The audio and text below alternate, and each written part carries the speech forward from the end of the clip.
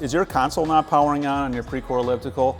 Well, it could be this guy right here, the power entry module.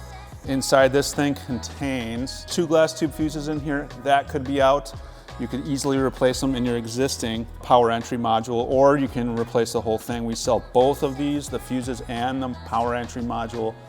We'll put a link in the description, and you can click through there. One last thing, before you do all this, check your power. Make sure that there's 120 volts AC coming out of the outlet and that the power cord is in good condition. All right, that's all I got for you, folks. Please like and subscribe.